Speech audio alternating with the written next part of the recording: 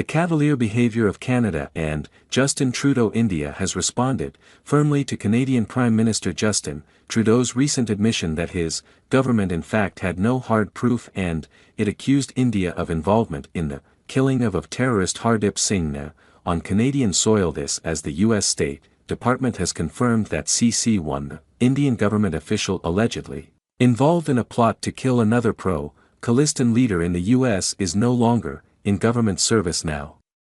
The United States also expressed satisfaction with the cooperation provided by the Indian Inquiry Committee. An Indian committee set up to examine the U.S. case visited Washington for talks on Tuesday.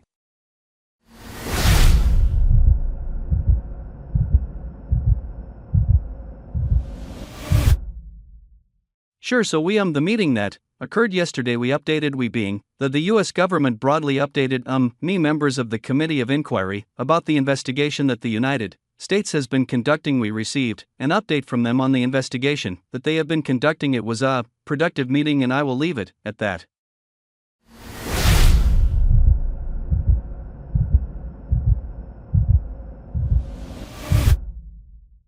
Did they also inform me about some of the actions they might have taken? They did inform us that the individual who was named in the Justice Department indictment is no longer an employee of the Indian government.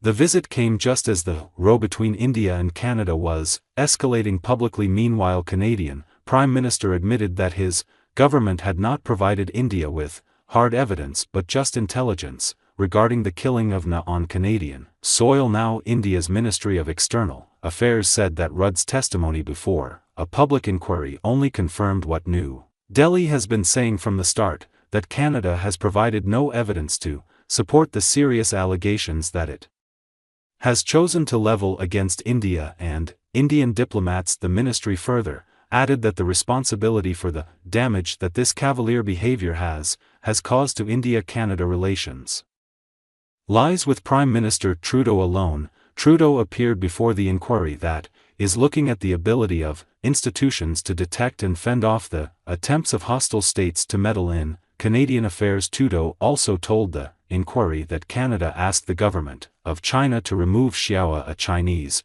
diplomat accused of targeting Conservative MP Michael Chong, before deciding to declare Xiao persona non grata and kicking him out of the country. Now, Xiao reportedly played a role in attempts to gather information on Chong's family in Hong Kong in 2021, following the MP's condemnation of Beijing's conduct. Trudeau said there was an exchange of messages with Chinese officials before Xiao was ejected.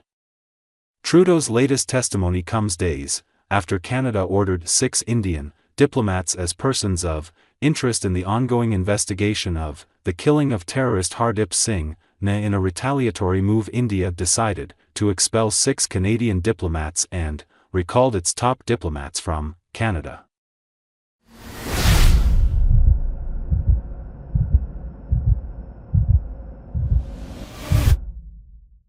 All right, for more than this, we are being joined by Captain Alok Bunel from New Delhi. He's Executive Director for the National Maritime Foundation and has worked with the Institute of Defense Studies and Analysis and Center for Land Warfare Studies, that is CLAWS. Captain Bunel, thank you so much for joining me again. Now it pretty much plays into exactly what India has been saying all along. Where is the proof? And now you have the Canadian Prime Minister saying it on record in his deposition.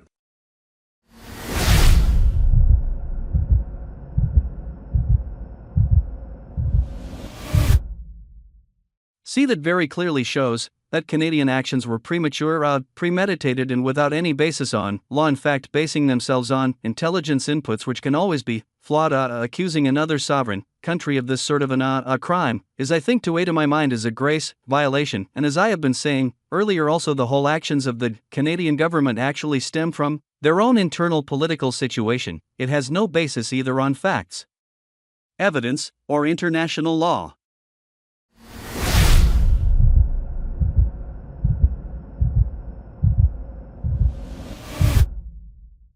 Captain Bunnell, also, in the fry at this point now of course, India has been saying this all along, they've been asking in Canadian Indian High Commissioner before he was asked to leave or before he was expelled he also said to the Indian media right outside the Ministry of External Affairs that, we've provided irrefutable evidence and, here we have the Prime Minister saying, something completely different so since the time that these claims are being made by the Canadian Prime Minister.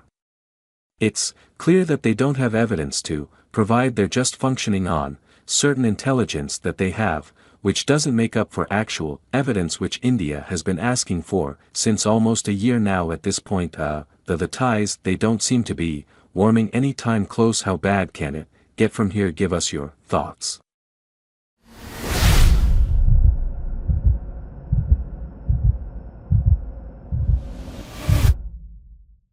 See, it looks that the situation is getting worse because Canadian Prime Minister's action is primarily stems from his own domestic constituency. We need to understand that his government is dependent on the support of New Democratic Party led by Mr. Jagmeet Singh, who was a known Khalistani supporter. In fact, even within the fold of Liberal Party there are numerous MPs and policymakers who are associated with Khalistani terrorist groups, and this was stated not by me or anyone, but by a Liberal Party MP, Ramesh Singha, who was eventually expelled for highlighting this fact that there are terrorist organization affiliated people in the party. So this is a fact, and I think unless of course either Trudeau government goes or something like that happens, I don't think so. This government is likely to change its stance because if it has to survive, it has to seek support from Khalistanis, and that eventually will lead to further retaliation from India, because India is not going to sit and willingly take whatever Canadian government accuses it of. So to my mind the situation seems to be deteriorating already. I think the Canadian Airlines has cancelled its flights to India, so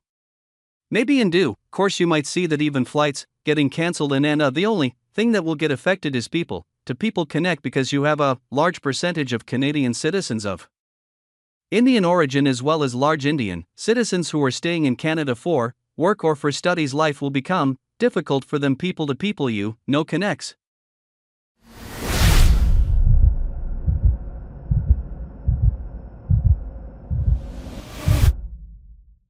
I think those are going to suffer as much as other diplomatic ties, which are already suffering at this point, perhaps at their lowest point that they have been between the two nations. Sir, also tell me, do you feel Justin Trudeau's, allegations against India, which are clearly in the air as he said it himself, is just a means to divert attention from the allegations of China, which has actually been meddling in Canadian politics and in Canadian internal affairs?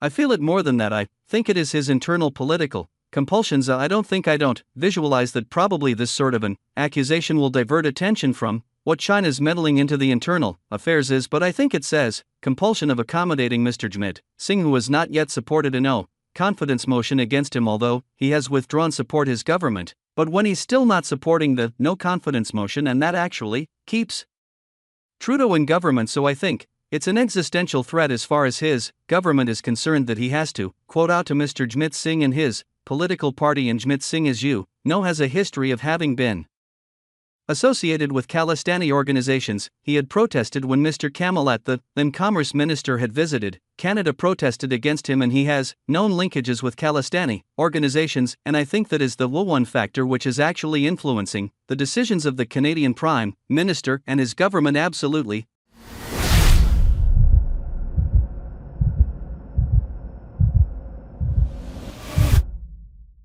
Thanks for watching this video.